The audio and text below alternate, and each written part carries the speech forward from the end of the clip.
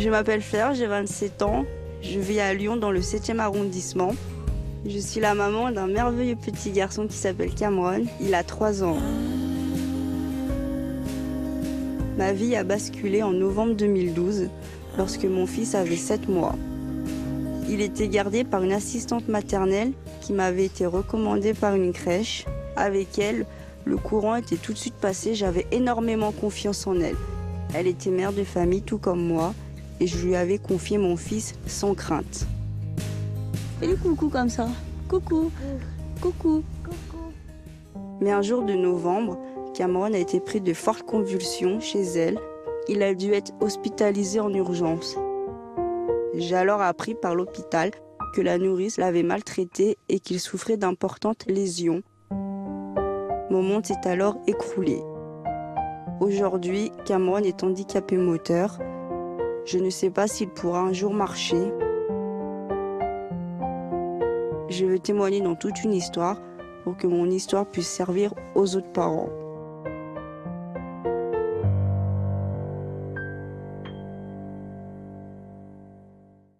Bonjour Fleur. Bonjour. Merci d'avoir eu le courage de venir témoigner sur notre plateau. C'est vous qui êtes entré en contact avec notre rédaction. Pourquoi avoir fait cette démarche? Car je pense que mon histoire, elle peut servir et aider les mêmes familles qui ont vécu la même chose que moi et faire reconnaître le bébé secoué qui est encore pas beaucoup, enfin qui est peu reconnu. Joël et Jean-Claude, bonjour. Merci d'être là. Votre histoire a beaucoup de similitudes avec celle de Fleur. Comme elle, vous aviez décidé de confier l'un de vos proches à une personne qualifiée, chargée de l'aider dans ses gestes du quotidien. Et quelle découverte avez-vous faite? Bien, on a découvert des bleus et des blessures. Au point d'en arriver à devoir prendre une mesure? La personne dont je suis responsable n'a aucun moyen pour s'exprimer, elle est complètement tétraplégique, donc on a été obligé de mettre une vidéosurveillance. Et là, vous avez découvert l'horreur. C'est-à-dire l'horreur, hyper violente, et des coups. Elle lui donne à manger, elle enfourne, on va dire, plutôt que donner à manger, parce que le mot n'est pas correct. Et puis elle se lève tout à coup, elle donne un coup de pied, et elle tire les cheveux et coup de poing. Des images insupportables. Insoutenables. Je n'ai pas tout vu. Pour nous éclairer sur vos témoignages, vous présentez les 3 experts qui seront avec nous tout au long de notre émission. Marc Gégère, notre avocat, Yvonne Poncé-Bonisol, notre psychologue, et Gérald Kierzek, médecin urgentiste. Grâce à leurs analyses et leurs conseils, nous obtiendrons un éclairage complet sur vos affaires respectives. Bonjour à tous les 3, merci d'être là. Fleur, vous sortez d'un procès qui a été, j'imagine, très éprouvant pour vous et votre famille.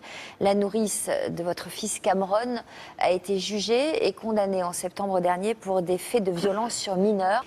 Vous l'avez rencontrée pour la première fois en septembre 2012. Vous avez eu quelle impression en la voyant pour la première fois? Elle était mère de famille comme moi, donc j'avais toute confiance en elle. Et le courant est tout de suite passé. Elle avait votre âge ou plus âgée? Elle était plus âgée.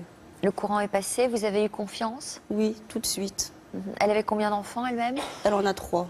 Et avec déjà une expérience professionnelle d'assistante maternelle? Oui. Elle avait gardé déjà plusieurs enfants? Quand mon fils était gardé par la nourrice, elle en gardait 2 autres. En même temps? Oui.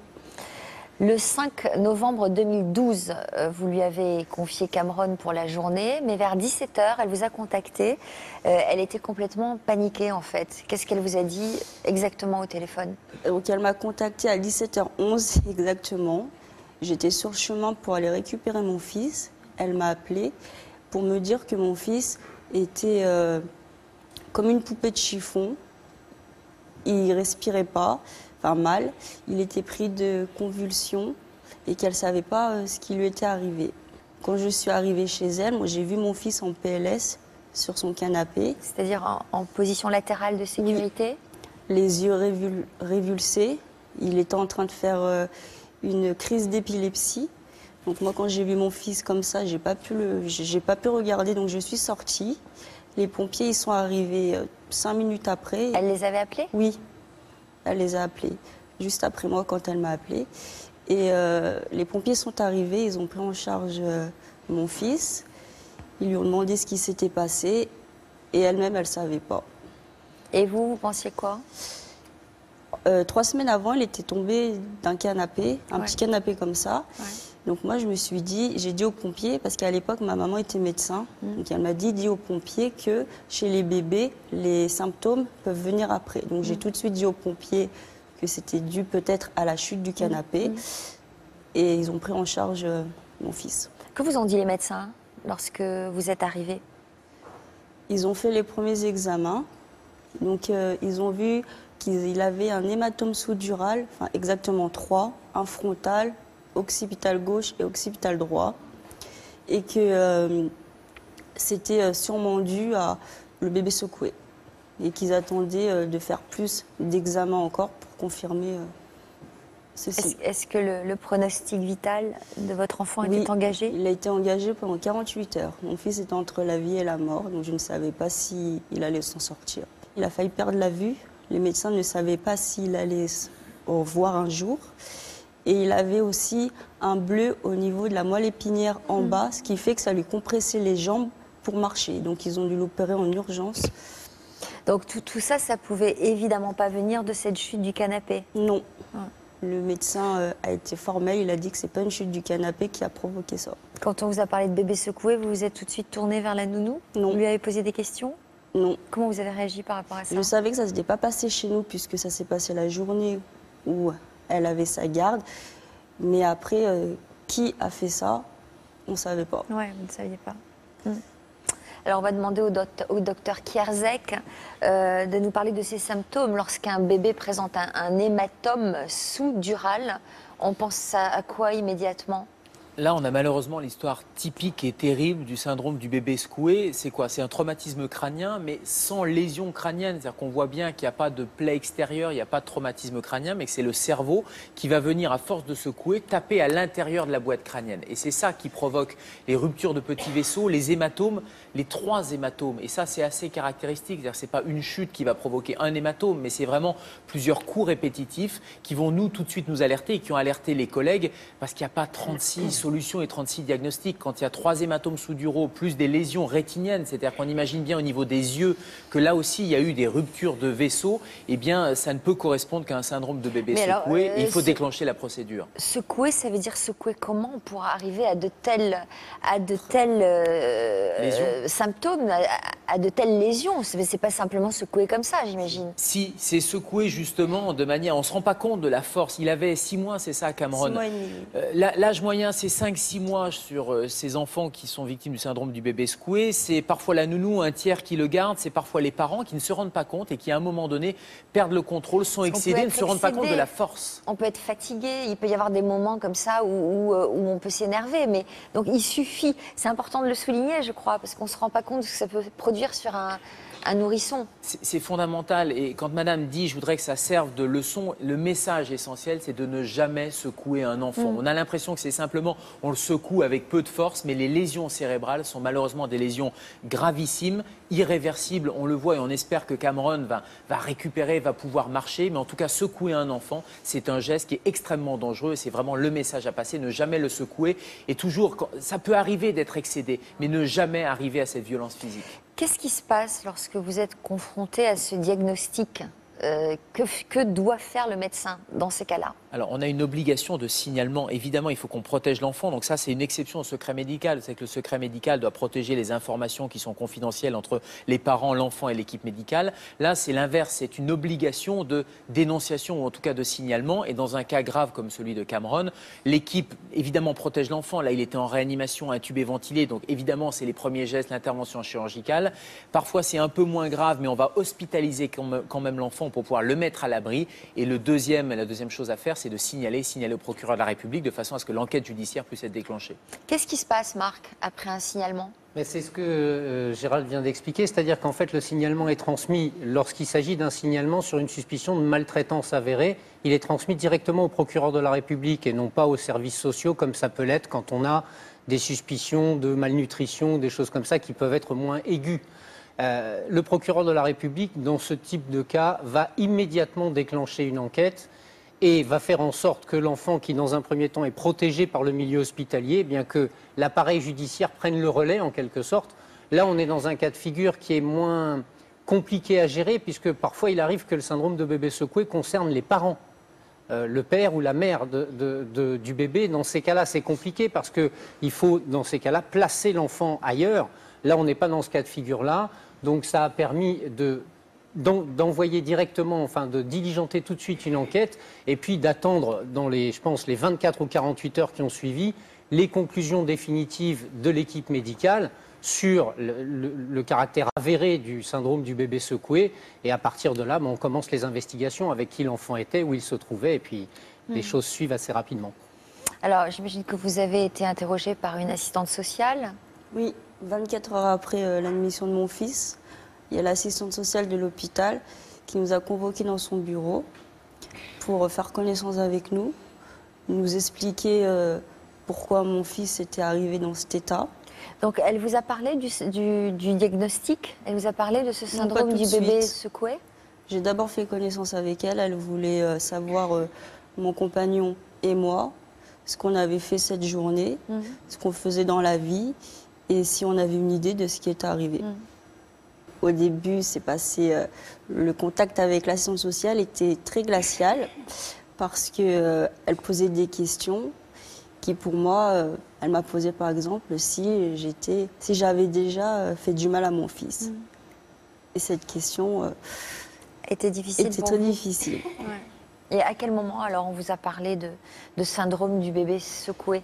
Une semaine après que les médecins ont fait tous les examens, ils nous ont convoqués dans le bureau du médecin, donc le chef de réanimation chirurgicale pédiatrique là où il était, pour nous dire qu'ils avaient fini tous les examens et que c'était dû à une violence grave et que c'était le bébé secoué. Et c'est comme ça qu'on a appris que notre fils a été violenté. Mais au début, on ne savait pas. Donc violenté par X. Comment vous avez réagi quand vous avez entendu ça? Mon monde s'est écroulé, celui de mon compagnon aussi. Il y avait mes parents qui étaient aussi avec moi. On s'est cru dans un film parce que on ne s'attendait pas du tout à cette révélation. Alors, 3 semaines plus tard, vous avez appris que la nourrice de votre fils avait été placée en garde à vue. Oui. J'imagine que vous l'aviez quand même soupçonné pendant ces 3 semaines.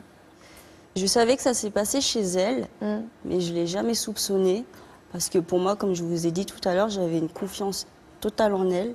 Le courant était tellement bien passé qu'en aucun cas, j'ai pensé que ça pouvait être elle qui avait maltraité mon fils. Au point que vous avez fait une plainte contre X. Au début, oui.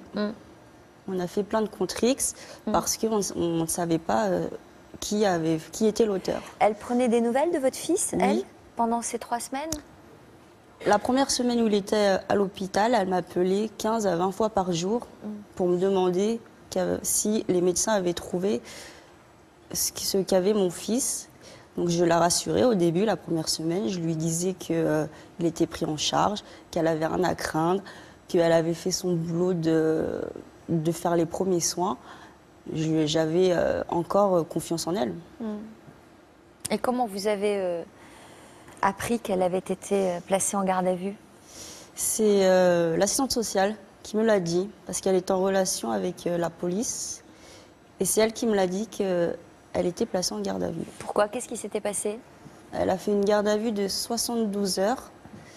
Donc le premier jour, elle disait rien. Elle niait. Le deuxième jour, elle niait encore. Et c'est au bout du 3e jour, donc à la fin de sa garde à vue, qu'elle a avoué. Qu'est-ce qu'elle a donné comme explication en avouant et pour expliquer son geste?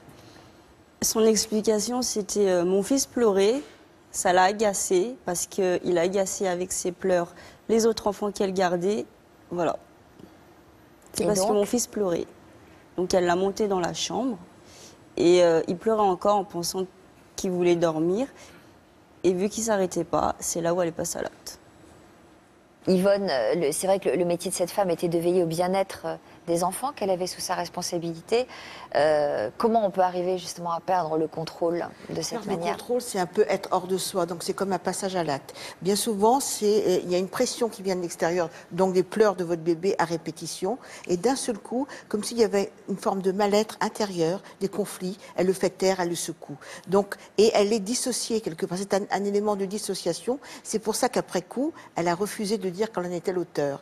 Il y a une forme d'opacité au niveau de la culpabilité, c'est pour ça que vous, ça a dû être difficile, parce qu'en sachant pas qui est coupable, vous avez, vous, endossé cette culpabilité, qui n'était pas la vôtre, bien sûr, mais vous l'avez endossée.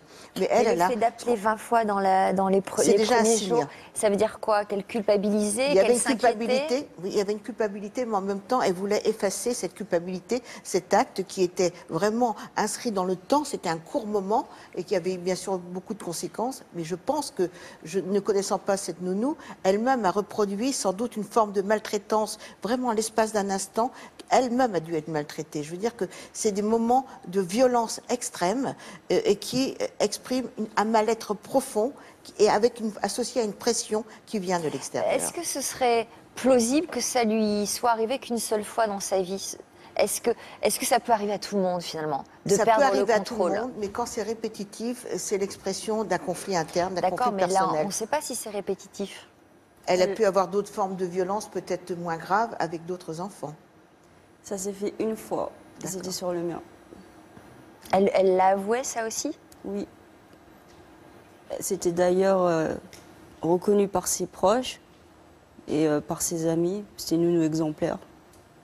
Oui, c'est ça. Donc, ce qui m'inquiète, c'est que ça peut arriver à tout le monde, quoi. Oui. C'est qu'on est tous capables de perdre le contrôle de soi. On est tous à un moment donné ouais. capables d'être hors de soi. On peut péter les plombs, comme ça, on lit dans le langage D'où ordinaire. l'importance d'insister sur la violence de ce geste qui peut paraître anodin. Anodin. C'est ça.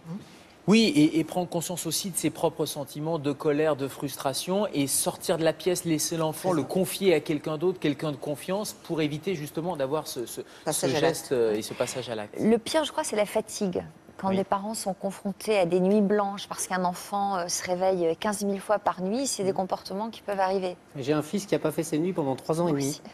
Et c'est vrai qu'au bout d'un moment, il y a des moments où on comprend qu'il faut sortir, il faut s'en aller, il faut partir parce que on n'a plus les capacités mentales et physiques de réfréner le mauvais geste. Donc il faut s'en aller, quoi. Vraiment. Comment va-t-il, votre enfant, aujourd'hui? On l'a vu tout à l'heure dans le reportage. Mon fils, maintenant, il est handicapé moteur. Il ne marche pas.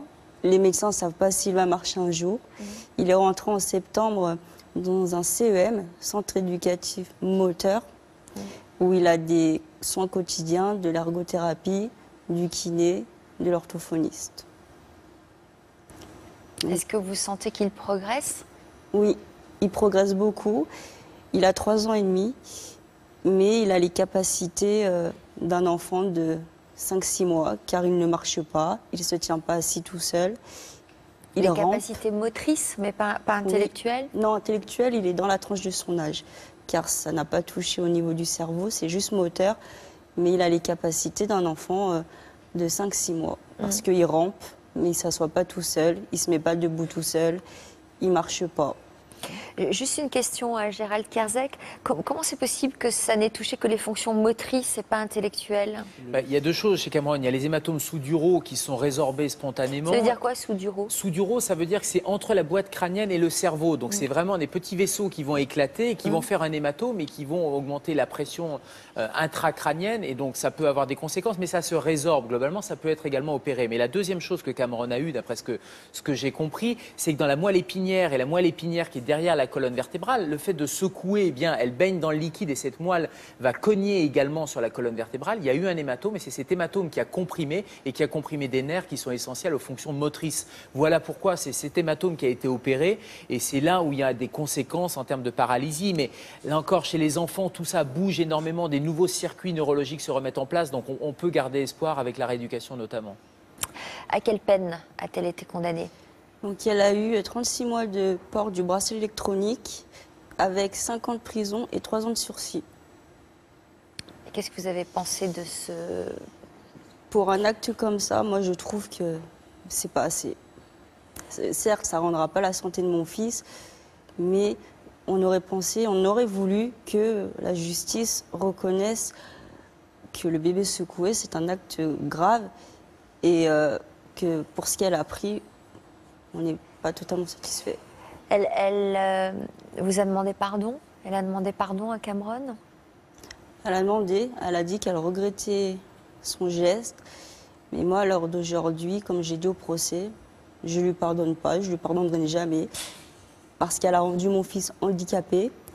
Et surtout, c'est que jamais, je ne peux pas imaginer que quelqu'un puisse faire du mal à un enfant. Ouais. Si elle vous avait avoué tout de suite ce qu'elle avait fait et si elle vous avait dit, voilà, je ne sais pas ce qui m'a pris, j'ai perdu le contrôle, si elles étaient venues directement vous le dire, comment vous auriez réagi? Différemment? Différemment. Parce que ce qui a été très dur, c'est que pendant 3 semaines, elle nous a mis, nous, les parents, dans le doute. Nous, être accusés à tort d'avoir fait du mal à notre enfant. Et ça, c'est dur en tant que parent, d'être accusé. Et surtout qu'elle savait très bien ce qu'elle avait fait et qu'elle nous a mis, nous, dans le doute. Juste, la peine n'est jamais à la hauteur et de la souffrance et de l'inquiétude et du souci que rencontre une victime ou un parent. Donc on ne peut pas comparer la douleur par rapport à une peine. Je constate que c'est une peine significative. Vraisemblablement, elle ne sera donc pas incarcérée puisque la partie ferme de son emprisonnement sera faite par la voie d'un placement sous surveillance électronique, c'est-à-dire une assignation à résidence où on n'a pas le droit de sortir de chez soi en dehors des heures. Voilà, il ne m'appartient pas de commenter une décision de justice, mais ce que je peux dire, c'est que, et c'est ça qui est important, elle a été déclarée coupable, les responsabilités sont aujourd'hui parfaitement ciblées, et vous n'avez plus à vous poser la question de savoir si vous êtes pour quelque chose dans cette histoire, vous n'y êtes pour rien. C'est ça le principal. Elle a été déchue de son agrément aussi. Oui, elle ne peut plus travailler avec des enfants à vie. Ouais. Alors bon, j'imagine que ça a été difficile pour vous de vous reconstruire après ça et d'avancer. J'ai été 4 mois en arrêt de travail, j'ai fait une dépression. J'ai vu pendant plusieurs mois une psychologue pour m'aider à me reconstruire, car pendant très longtemps, j'ai culpabilisé sur le fait que c'était ma faute parce que je n'ai pas su protéger mon fils. Donc j'ai eu beaucoup de mal à m'en remettre. Maintenant, aujourd'hui, ça va, mais j'ai beaucoup culpabilisé parce que je n'ai pas su protéger mon fils. Vous vous en êtes débarrassé de la culpabilité? Maintenant, ça va mieux. Parce que la psychologue m'a beaucoup aidée. Elle a fait un travail sur moi. Enfin, j'ai fait un travail sur moi. Et j'ai mon entourage qui est là aussi pour me soutenir. Joël et Jean-Claude, je vous ai vu subir ce témoignage, hein, parce que ça vous a fait du mal, notamment vous, Jean-Claude. Je vous ai vu réagir à plusieurs reprises. Oui, parce qu'on se replonge dans ce qui s'est passé. On retrouve à peu près la même chose, tout à fait. Donc il y a quelques mois, vous avez décidé d'engager une aide à domicile pour s'occuper de l'un de vos proches qui est malade, qui est donc dans un état tétraplégique, on peut dire au jour d'aujourd'hui, qui souffre d'une dégénérescence du cerveau, qui au jour d'aujourd'hui ne marche plus, ne parle plus, n'a plus la maîtrise de ses mains. Pour pouvoir correspondre avec elle, je ne peux le faire que par les yeux et essayer de comprendre. Alors, comme l'affaire est en instruction actuellement, on a décidé d'appeler cette personne Christiane. Oui. À quel moment cette personne que vous avez embauchée travaillait-elle chez Christiane? Alors, elle travaillait tous les soirs 1 heure, sachant qu'on a mis en place pour la maintenir à domicile, on a choisi, comme il y a une maman qui est âgée, qui est centenaire, donc on a choisi de les conserver toutes les deux dans leur univers, dans leur maison. Donc on a mis en place une aide de vie qui vient toute la journée. Elles habitent dans la même maison, toutes les deux? Oui, et il est impossible de les séparer. Donc on a mis en place aide de vie, kiné, orthophoniste et infirmière et le médecin qui passe aussi pour une hospitalisation à domicile. Donc toutes ces personnes se relaient toute la journée. Toute la journée. Et Et nous, on va et on vient toute la journée. Bon, moi, pas tellement, puisque je travaille, mais mon mari, toute la journée, va et vient. C'est lui qui assure le quotidien. Et cette aide à domicile, pendant l'heure qu'elle passe chez Christiane, elle est seule ou il y a d'autres personnes? Non, elle n'est pas vraiment seule. Elle est seule une partie de son temps, de 7 heures, mais durant 7 heures passe l'infirmière. Et elle est là aussi pour, comme Christiane est un peu, il faut la soulever du fauteuil et la mettre dans le lit et lui faire la toilette. Bon, elle a des couches, donc il faut aider à la maintenir et aider juste une aide matérielle à l'infirmière. Mais l'infirmière, elle ne reste pas pendant toute Non, et nous, l'heure. on passe en plus. Le pire, c'est que nous, on passe pendant ce temps-là, pas tout le temps, mais on passe. Alors, il se trouve qu'au fil du temps, le comportement de Christiane a commencé à vous inquiéter. Qu'est-ce que vous avez repéré? Alors d'abord, on a constaté qu'il y avait un problème de nutrition, parce que Christiane maigrissait anormalement. On ne savait pas la part de maladie et autre chose. Oui. Donc on se posait la question, est-ce que les repas étaient donnés correctement? Ensuite, ce que l'on a constaté, il y a eu des saignements. Saignements d'oreille, saignements de nez. D'abord saignement de nez, l'oreille. Et un jour, l'aide de vie qui arrive le matin a trouvé aussi l'œil complètement injecté de sang. Et c'était horrible à voir. Alors, il se trouve que Christiane ne peut pas communiquer. Absolument Elle ne pouvait pas. Mais est-ce que dans sa manière de vous regarder, quand par exemple vous avez découvert son œil injecté de sang, est-ce que, avec son regard, elle vous a fait comprendre que quelque chose n'allait pas? Disons qu'on le comprend Aujourd'hui, après coup. c'est ça. Mais sur Disons le moment... par moment, ce qu'elle a pu dire, et je n'ai pas compris, parce que elle faisait des, comment dire, des... Voilà, elle s'exprimait, elle essayait de s'exprimer comme ça. Il y a eu aussi l'autre aide de vie qui, à un moment donné, a remplacé cette personne pendant ses congés. Et le soir, et quand elle lui a dit, un après-midi en partant, elle lui a dit, bon écoute, ce soir je ne serai pas là, c'est à nouveau cette personne qui revient. Et Christiane donc s'est mise à pleurer. Et donc l'aide de vie nous a appelés aussitôt en nous disant, il y a un problème. Sur l'œil, qu'est-ce que vous avez trouvé comme explication sur l'œil injecté de sang? À chaque fois on faisait venir le médecin, chaque fois qu'on constatait quelque chose. Et le médecin a pensé, comme on lui donnait des anticoagulants, et elle a pensé qu'il y avait un problème d'anticoagulant. Donc elle a de suite changé le traitement. L'oreille, c'est l'infirmière qui a cru qu'en lui nettoyant l'oreille, elle l'avait blessée. Elle ne peut même pas faire ça? Non. Elle ne peut même pas... Non, c'est que le regard. Le regard, disons que c'est à peine, c'est juste mettre à peine la tête. Et donc quand même, ces pleurs-là, ça vous a alerté quand même? Ou il y a eu autre chose qui Non, a disons qu'il y a eu... défini? Non, ce qui a vraiment... Déjà, bon, il y avait... On s'est déjà posé la question de savoir ce qui se passait. On était déjà dans le doute. Et il y a eu une blessure. Une blessure à la tête que nous a signalé une des infirmières qui intervient parce qu'elle l'a trouvée en train de soigner. Et l'explication n'était pas plausible. C'était quoi l'explication? L'explication, Elle était où, la blessure? Elle était à la tête, là. Et elle prétextait qu'elle s'était écorchée elle-même, ce qui est Voilà, infaisable c'est puisqu'elle infaisable est puisqu'elle- paralysée. Elle ne peut pas. Ouais. Donc c'est là on a commencé à dire, bon, Et c'est- il va falloir chercher ce qui se passe et d'où ça vient. Alors là, vous avez décidé de disposer des caméras de surveillance dans son appartement. Vous allez nous raconter tout ça dans un instant, juste après une courte pause. Et si chez vous, vous souhaitez réagir à l'histoire de nos invités, eh bien connectez-vous sur la page Facebook de Toute une Histoire ou rendez-vous sur Twitter. À tout de suite. Comme nos invités, vous pouvez nous raconter votre histoire. Vous avez été victime de fausses rumeurs ou de critiques virulentes sur Internet. Aujourd'hui, vous tentez de vous reconstruire. Après avoir été lynché sur le web, vous tentez de faire effacer toutes vos données personnelles et de contrôler votre cyber-réputation. Suite à l'une de vos publications sur Internet, vous avez tout perdu. Votre enfant a été harcelé sur les réseaux sociaux. Depuis, vous faites tout pour l'aider à aller de l'avant. Vous avez dénigré l'un de vos amis ou une personne de votre entourage sur le web et aujourd'hui, vous le regrettez. S'il s'agit de votre histoire, contactez notre équipe au 0820 16 30 15 ou sur les réseaux sociaux. On va parler d'une maladie qui touche en moyenne 53 000 nouveaux cas par an en France. 53 000 femmes, c'est le cancer du sein, c'est le cancer le plus fréquent et le plus mortel chez la femme. À l'occasion d'Octobre Rose, la grande campagne de mobilisation internationale pour sensibiliser au cancer du sein, Sophie et Renaud ont choisi de mettre à l'honneur 2 femmes au tempérament hors norme.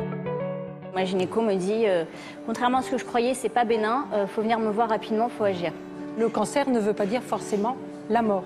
Donc il faut aller tout droit et essayer de s'en sortir. Ah, ça fait du bien, hein? Ah oui, ça fait du bien, c'est royal. Oh, encore, madame. L'humour, c'est essentiel. Quand on a le cancer, si on a envie que ce soit positif, il faut aller chercher. Comme vous deux, l'humour, ça nous a beaucoup aidés. Et même dans les moments de souffrance, s'il y a de l'humour, il y a de la vie. Je suis pas dans le bon sens, pourquoi tu me laisses ça, regarde? Bah, j'en sais rien. C'est dans l'autre sens. Je te jure, on stagne là, maman. À tout à l'heure dans l'Histoire continue. Bienvenue si vous nous rejoignez sur le plateau de Toute une histoire. L'histoire de Joël et Jean-Claude est à peine croyable. Ils avaient engagé un professionnel pour s'occuper au quotidien de l'un de leurs proches malades, mais très vite, ils ont soupçonné des faits de maltraitance et ont décidé d'en avoir le cœur net. Lequel de vous deux a décidé de mettre des caméras de surveillance dans l'appartement de Christiane? Alors, disons que j'ai pensé qu'il fallait, bon, pour se rendre compte de ce qui se passait, il n'y a pas beaucoup de solutions. C'est ou photo ou vidéo. Donc, j'ai cherché où pouvoir me procurer des caméras de surveillance cachées, en miniature, qui puissent... Parce qu'il paraît que c'est illégal, maître. Filmer à leur insu des gens que l'on salarie. Il y a eu des procès célèbres devant les conseils des prud'hommes parce que des grandes enseignes de la grande distribution avaient mis des caméras, par exemple, dans les réserves, etc., sans prévenir les salariés. Il ne s'agit pas de dire qu'on n'a pas le droit de le faire, mais il faut les prévenir et recueillir leur assentiment préalable avant de le faire. Tout à fait, ça je le savais. Mais comment essayer non, de mais là, pour votre cas de figure, bon, si vous la prévenez, à la limite, c'est plus la peine de les mettre. C'est bien compliqué. En plaçant donc ces mini-caméras, puisqu'on a des caméras cachées, en fait, c'est des mini-caméras. Bon, ça a duré plusieurs jours parce que, bon, on n'y arrive pas du premier coup, c'est vrai. Mais après, la dernière prise de vue, disons, ça a été flagrant. Là, on voit vraiment tout ce qui se passe. Que ça donc, qu'est-ce que vous avez découvert? Ça part des gestes pour donner à manger qui sont inqualifiables. Mais par exemple? Donner à manger, enfourner, on ne peut pas dire donner à manger, c'est prendre la fourchette et enfoncer carrément dans la bouche. On voit très bien. Et à la limite, si la bouche est ratée, mettre sur le nez ou sur le côté. On le voit très bien. Ensuite, on voit les genoux quand ils s'en vont. Les quoi? Des coups de genoux. Les coups de genoux. Disons qu'on voit bien qu'il y a des coups qui sont portés. Ensuite, on le voit parce que sur la vidéo, on voit bien qu'il y a un coup de poing qui est parti. On voit qu'il y a un coup de coussin, puisqu'on lui a mis des coussins microbilles pour éviter les hématomes. On voit parfaitement qu'elle tape. On le voit parfaitement. Il n'y avait que cette solution. Elle est là, elle se lève tout en regardant la télé ou tout en, avec son smartphone, de discuter. Elle se lève et ping, un coup. Elle fait le tour du fauteuil. Et elle prend le coussin et toc, elle tape. Le coussin qui tient la tête pour lui maintenir la tête, elle lui enlève et au lieu de le remettre comme il faut, elle le reprend et à nouveau un coup sur le visage. Dans quel but? Ce sont des pulsions? Oui, c'est des pulsions parce qu'il n'y a rien. Une pulsion sadique avec une forme de jouissance à voir souffrir l'autre et surtout à se servir de la vulnérabilité pour faire souffrir. La fragilité, la vulnérabilité pour assouvir des pulsions quasiment... Oui, parce qu'elle s'en est pas pris à la maman, puisque la maman, malgré son grand âge, si on essaye de la bousculer, elle a une canne. Et je puis vous assurer que même l'infirmière, quand elle lui fait un soin qui lui déplaît... C'est elle qui maltraite. Mais on est presque dans la pulsion de mort, si vous voulez, comme si elle voulait faire taire l'autre, Christiane, comme si elle voulait faire en sorte non seulement qu'elle souffre, mais la faire quasiment disparaître. Alors elle a donné comme explication, je ne sais pas si... Elle a donné comme explication qu'elle avait reporté l'image de sa mère qui avait été maltraitante, mais oralement, sur Christiane. Mais sauf que Christiane, elle parle pas, elle dit rien, elle fait rien, elle est dans un état presque végétatif. Qu'est-ce qu'on peut reproduire sur... Mais elle devait être traumatisée, Christiane. Complètement. Son visage est... Alors, j'ai mis, dès le début de leur installation dans leur maison, comme elle n'entendait pas et que la pièce où elles vivent la journée est un peu loin de la porte d'entrée, j'avais mis un carillon à la porte. Ce carillon, quand on ouvre la porte, on l'entend. Et on voit le visage donc, de Christiane, du moment qu'elle entend ce carillon, qui se met complètement recroquevillé sur elle-même et qui est là dans l'attente des coups. Et c'est ce que même nous a dit les policiers qui ont visionné toutes les images. Il nous a dit on sent la peur, qu'elle a peur, qu'elle tremble. Mais elle l'a gardé combien de temps, cette personne? 1 an. Alors, et on ne sait pas quand ça a commencé. Et ça, vous avez porté plainte immédiatement dès que vous avez vu les images? Oui. Ah ben d'abord, on a été complète. Ça s'est passé un lundi soir. Ça a été le choc. D'abord, on se demande qu'est-ce qui arrive. On n'est plus, comme disait Fleur tout à l'heure, on n'est plus dans un film. On n'est pas à la télévision. Ça nous arrive. Et qu'est-ce qu'on fait? Qu'est-ce qu'on est là? Alors, moi, je suis de suite partie savoir qu'est-ce qu'il fallait que je fasse, savoir les vidéos, est-ce que je pouvais les produire? Et oui, parce que ça, je me suis posé cette question. C'était illégal en plus. J'ai regardé sur Internet certains cas, dont un cas à Albi, et j'ai aussi regardé Allo Maltraitance, que j'ai contacté dès le lendemain matin. Ça veut dire que quand même la personne, vous l'avez virée sur le champ, j'imagine. On n'a pas eu le temps. Honnêtement, on n'a pas eu le temps. Disons qu'on a constaté ça. On a appelé le lendemain, je crois, en premier le médecin. Oui. Le médecin, l'infirmière qui avait constaté la blessure, et on a appelé notre policier municipal, puisque bon, on le connaît depuis 20 ans, on est une petite commune. On l'a appelé, il a visionné les images et aussi sec, on a appelé la gendarmerie de la commune d'à côté, puisqu'ils gèrent tout le coin. Les gendarmes sont intervenus. Ça s'est passé de la matinée et à 5h30, cette dame a été interpellée sur le lieu du travail puisqu'ils nous ont dit qu'il fallait une interpellation sur le lieu du travail. Et moi, pendant ce temps, je déposais plainte à la gendarmerie. Elle encourt quelle peine? Alors, ce sont des violences sur une personne qu'on appelle particulièrement vulnérable, c'est-à-dire dont la vulnérabilité est apparente et connue.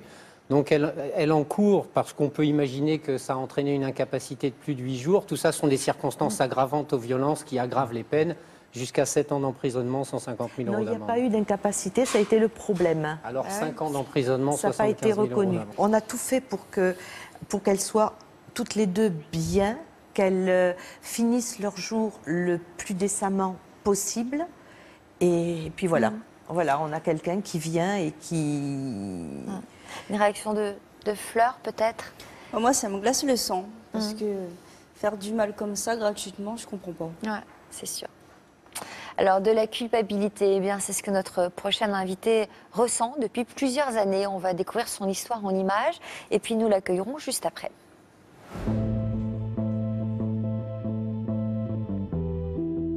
J'ai arrêté mon métier d'enseignant parce qu'un jour, j'ai perdu mon sang-froid et j'ai donné une gifle à un élève. Cet acte continue à avoir des conséquences sur ma vie aujourd'hui.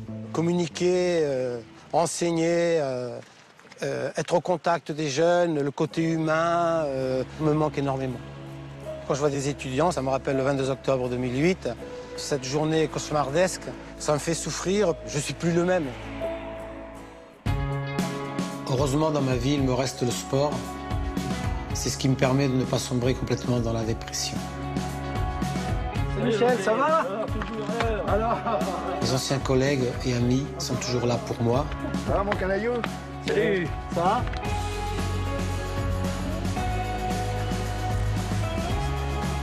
Bien, mon canaillou. T'as la forme, hein? Ah, c'est des vedettes, mes copains. C'est des vedettes. C'était important de ne pas tourner le dos à José parce que c'est une situation que l'on aurait peut-être pu connaître nous-mêmes. Ça a été quand même une grande leçon. J'ai beaucoup changé, quoi. Ça m'a marqué. Oui, c'est vrai. Leur amitié a fait, nos relations a fait que on arrive petit à petit à sortir la tête de l'eau et puis à reprendre goût à la vie. Faire du sport me permet de garder un équilibre. Mais c'est surtout ma famille qui me donne la force d'avancer. Ça va, puce? Ça va? Et toi? Ça a été ta journée? Aujourd'hui, je trouve qu'il va beaucoup mieux. C'est-à-dire qu'il sort davantage de la maison. Alors, il se trouve des occupations, notamment, effectivement, le sport, c'est important pour lui. Bien? Oui, vous sautez, oui, comme d'habitude. Et toi? Bah, j'étais faire du vélo avec Alain et Michel.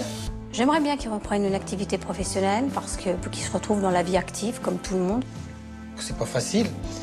C'est pas que j'ai peur, mais j'apprends de la situation conflictuelle. Donc repartir dans l'enseignement, bah, à la rigueur, je vais bien essayer, mais vu mon âge, je vais être confronté à des refus, quoi.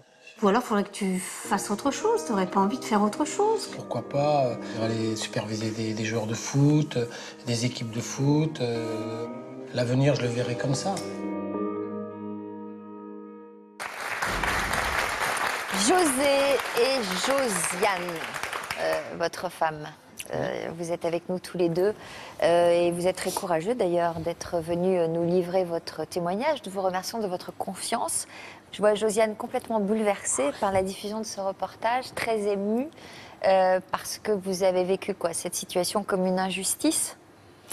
Oui, parce qu'il ne méritait pas ça. C'est ce que vous pensez. Il ne le mérite pas. Non. Pendant toutes ces années d'enseignement, vous le trouviez épanoui en tant qu'enseignant? Oui, il aimait beaucoup son métier, puis être avec les jeunes. L'enseignement, c'était son truc. Donc, À quoi ressemblait votre quotidien dans cet établissement? Je recevais des jeunes apprentis donc, qui sortaient la plupart du cursus scolaire. Et il s'avérait que l'éducation physique et sportive, ils n'appréciaient pas trop ça. Et malheureusement, c'est un public, il y en a qui sont adorables, des jeunes qui sont adorables. J'en vois qui sont artisans aujourd'hui, qui sont adorables. Ils m'ont même défendu. Quand j'étais licencié, ils ont même fait grève pour moi. Mais malheureusement, dans le lot, il y a des perturbateurs. Et parfois, à longueur de journée, on était confrontés, on était les collègues, et moi aussi, on était confrontés à des insultes, à des incivilités, assez souvent.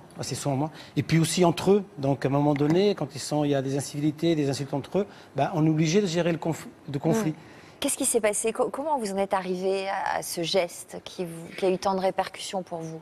Ce geste, il est dû à la surcharge de travail, aux classes nombreuses, des jeunes qui venaient plutôt en sport, pas ils venaient pour se défouler, mais bon, ils ne se maîtrisaient pas toujours au niveau de leur langage.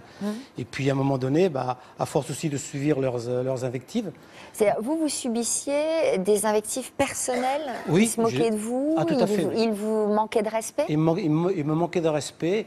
Et puis à un moment donné, ils venaient même à salir mon patronyme et tout. Et sachant que moi, j'ai des valeurs, malheureusement, j'ai plus mon papa, je suis d'origine portugaise. Et moi, le respect, c'est primordial chez moi. Et donc, c'est des valeurs que j'inculque, c'est des valeurs qu'on m'a inculquées. Et le respect, voilà, c'est comme ça.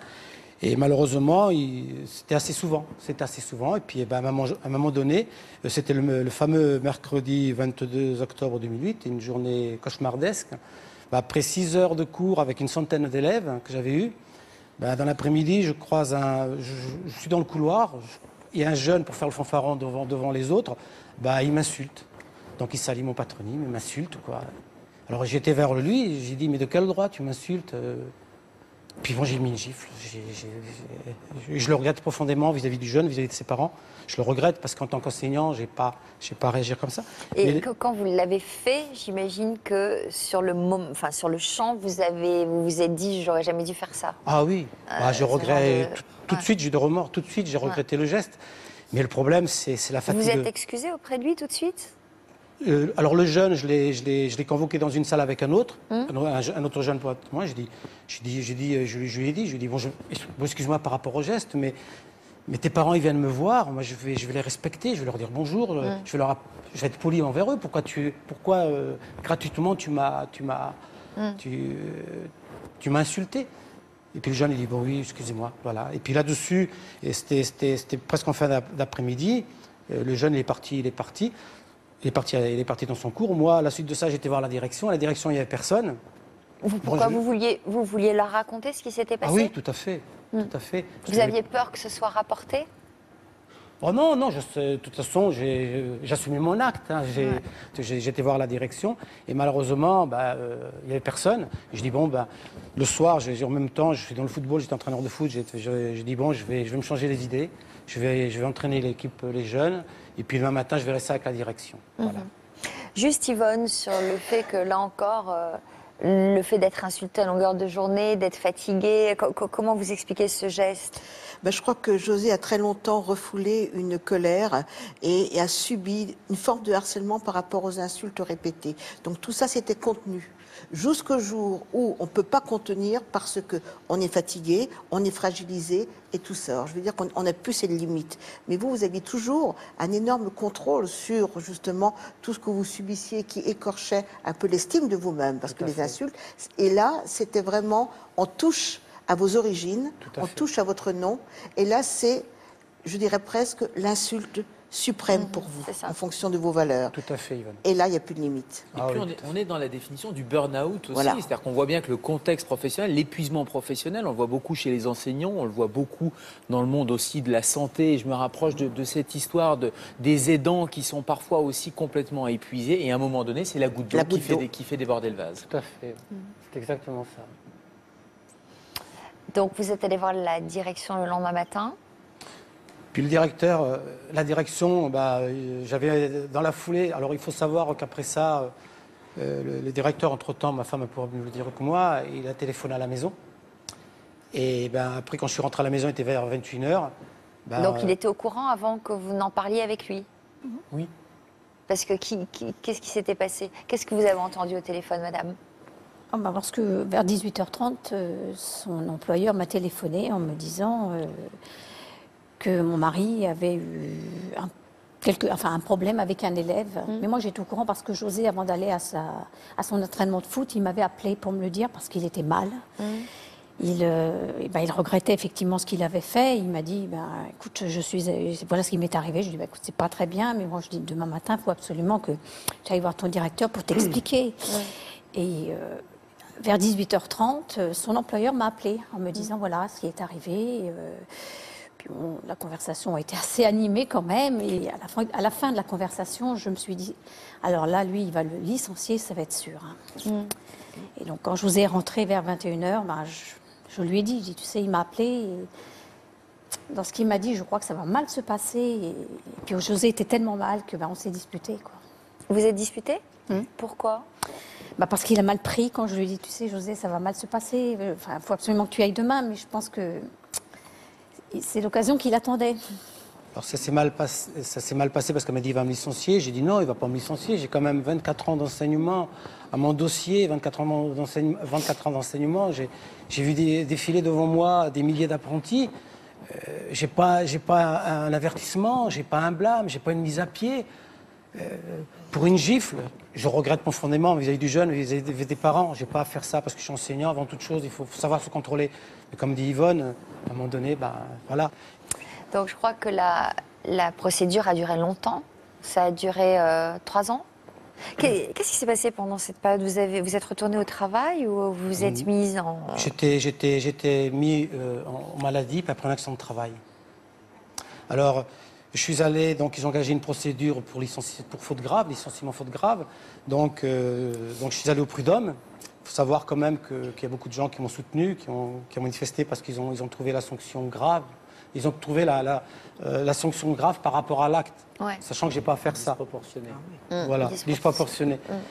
Et donc je suis allé au prud'homme. Au prud'homme, j'ai eu les juges, j'ai eu gain de cause. J'ai eu gain de cause, oui, j'ai gagné. Ils m'ont donné, j'ai eu gain de cause, donc ils m'ont dit de réintégrer. Et puis par rapport à ça, donc j'ai gagné, donc j'ai réintégré. Et la direction a fait appel.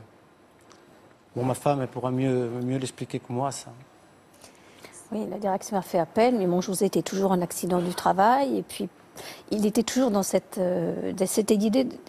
idée de réintégrer son travail malgré tout. Mais Ces accidents du travail, j'imagine que psychologiquement, ça a dû être terrible, ces 3 années. Ah bah oui, il faut savoir que j'ai sombré complètement dans la dépression. Vous êtes senti humilié, nié dans tout ce que vous aviez transmis jusque-là. Tout à fait, et puis j'ai complètement sombré dans la dépression. Donc heureusement que j'avais ma famille, mes proches, mes amis, là, en plus c'était mes profs, les 2 collègues, Michel et Alain. Ça a dû être difficile dans votre vie de couple aussi, oui, vous à ses côtés? Oui, c'était difficile. Et alors le fait que la direction fasse appel, ça a redonné un coup de massue?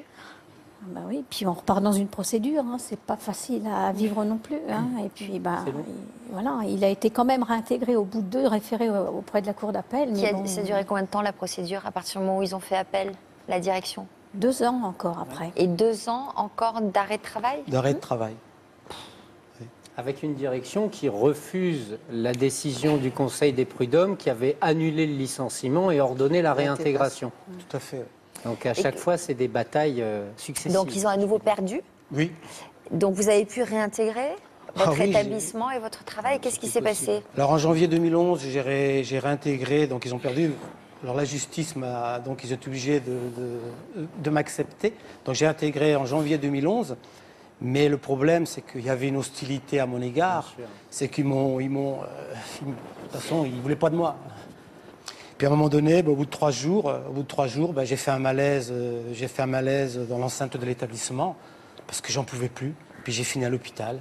Puis c'est là que j'ai dit à ma femme, on pleure parce que j'étais encore sous traitement. Encore à l'heure actuelle, je suis encore suivi par une psy, heureusement. C'est aussi le sport, une psy qui m'aide à m'en sortir. Et j'ai encore un traitement. Et heureusement, je suis allé à l'hôpital et puis j'ai dit, on pleure. Je dis non, je ne peux plus continuer.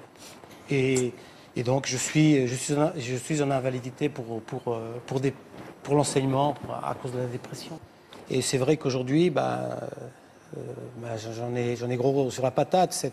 Cet acte-là a ruiné ma vie professionnelle, ma vie sociale quelque part. Et une claque que je regrette énormément.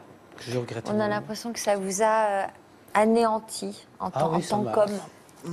Ça m'a anéanti. Ce qui a anéanti, c'est la maltraitance institutionnelle. C'est ce qu'on appelle pudiquement les risques psychosociaux, mais c'est l'épuisement professionnel. Et c'est à un moment donné ce geste-là, mais qui est l'accumulation d'années et de maltraitance de l'institution ou de l'entreprise qui, à un moment donné, fait craquer psychologiquement. Et nous, des patients comme vous, j'allais dire, on les récupère en dernière limite aux urgences psychiatriques parfois, mais parce que voilà, c'est l'accumulation de poids des années.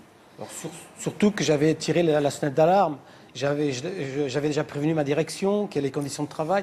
J'avais écrit à l'inspecteur régional de l'époque, un courrier de l'EPS, comme quoi mes conditions de travail étaient lamentables. À ce jour, c'est resté lettre morte. Donc ça veut dire qu'à un moment donné... Voilà. José, on a l'impression... Pardon, allez-y Yvonne. José, on a l'impression que vous êtes toujours comme en procès, humilié par la loi, humilié par des sanctions qui étaient au fond positives pour vous, mais c'est une longue histoire d'harcèlement. Et cette claque, c'était juste la faille. Donc vous vivez ça comme une forme de répudiation, alors que vous avez tout fait pour transmettre, pour donner le meilleur de vous-même, et vous vous sentez aujourd'hui comme dévitalisé de toutes vos fonctions. Alors, je crois qu'aujourd'hui, bien sûr, il y a la dépression, et il y a sans doute la culpabilité de cette gifle qui revient, on l'entend chez vous, mais il faut quitter ça, parce qu'en étant cette culpabilité, vous êtes toujours relié au passé, et vous êtes toujours relié à vos agresseurs. Je crois qu'il faut couper avec ça et au contraire, aller de l'avant, retrouver confiance en vous, parce que je pense que vous pouvez même avoir une phobie sociale. Vous avez peur du groupe parce que vous aviez un groupe et d'un seul coup, maintenant, on vous voit avec vos amis, mais peut-être n'arrivez-vous plus à faire des groupes au niveau du foot parce que le groupe vous fait peur. Mais le groupe, ce sont vos élèves. Donc faire la distinction entre ce qui est passé et présent et couper avec ce qui était passé parce que le passé vous ronge et vous empêche d'être joyeux et de retrouver votre joie de vivre. Mais comment vous envisagez l'avenir? Vous allez enseigner à nouveau? Oh non, je ne peux plus parce que j'appréhende, comme dit Yvonne, le groupe. J'appréhende, j'ai moins confiance en moi. J'appréhende l'insulte, puis j'appréhende la situation conflictuelle qui va me rappeler le mercredi 22 octobre 2008. Mais Donc, comment vous pouvez vous projeter autrement, peut-être dans alors, l'avenir, quelque chose qui vous permette de retrouver une valeur de vous-même, une image, une estime de vous-même? alors Sophie, j'ai eu la chance d'avoir joué à un moment donné quand j'étais jeune à la Géocère. Donc j'ai joué à un petit niveau. Donc ça, c'est du foot? Oui, un petit niveau respectable. Donc trouver une place au niveau du foot. Exemple, être scout au niveau du foot, ça veut dire aller superviser des matchs, être recruteur, aller détecter des jeunes talents, sachant que je suis d'origine portugaise, je maîtrise le portugais comme le français. Et voilà, pourquoi pas travailler en relation avec la France et le Portugal au niveau des jeunes talents, quoi. C'est un peu ça serait ça que je voudrais faire. Puis aussi je voudrais, comme je fais le projet, j'ai un ami qui écrit des livres, donc écrire un livre sur ma vie d'émigré, ma vie d'enseignant et puis de mes péripéties. Et puis mon histoire, c'est une sacrée... C'est toute une histoire, donc j'aimerais bien la raconter. C'est une histoire d'injustice, quoi.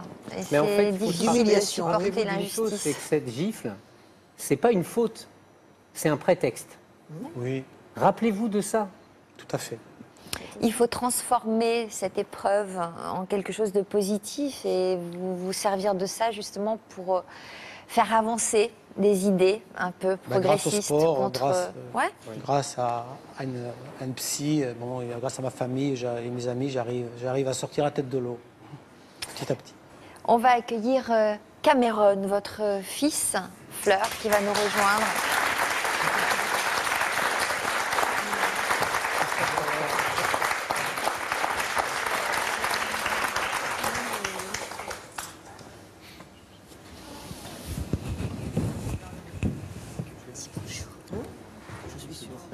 Qui est tout intimidé. Et puis, il y a une personne, Fleur, qui vous est chère et qui voulait vous adresser un petit message à tous les deux, à vous et à Cameron. On regarde. Bonjour Fleur, bonjour Cameron, c'est papa ou papy, selon l'un ou l'autre. Comme vous le savez, je suis à des milliers de kilomètres. J'aurais souhaité être avec vous aujourd'hui, mais c'est impossible. Donc je vous ai fait cette petite vidéo. Fleur, tu es priée de ne pas sourire, même ton papa sait utiliser un téléphone pour faire une petite vidéo. Une petite vidéo pour vous dire que je vous soutiens dans cette démarche qui est d'informer les gens de ce qui s'est passé, de façon à ce qu'il n'y ait plus jamais d'autres Cameron qui souffrent. Quant à toi, petite Cameron, ta vie de 3 ans a été pleine d'embûches et maintenant tu nous montres avec ton sourire comment on peut se relever et tu vas te relever et nous sommes là pour t'aider à te relever. Dernier petit message, vous n'êtes pas seul. Quoi qu'il arrive, vous n'êtes pas seul, il y a autour de vous une famille, des frères, des tantes, des oncles et un petit papa. Je vous aime tous les deux, je vous embrasse, à très bientôt.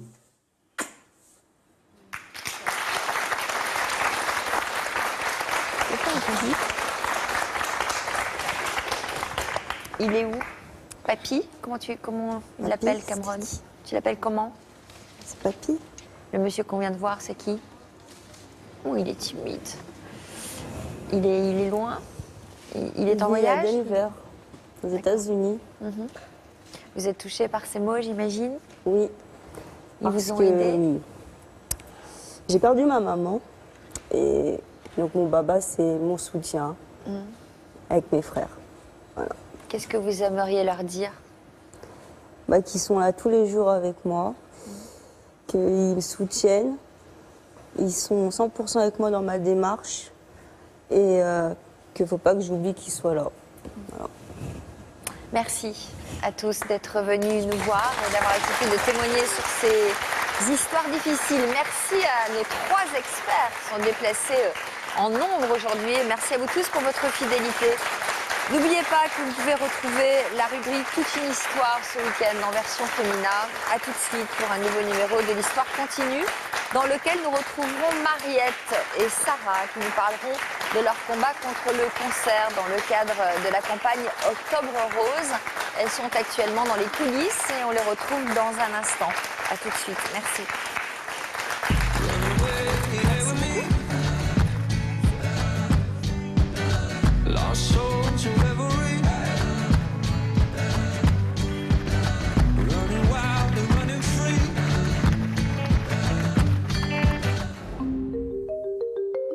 Bientôt, nous vous proposerons de décrypter un terme mystérieux, celui de zèbre.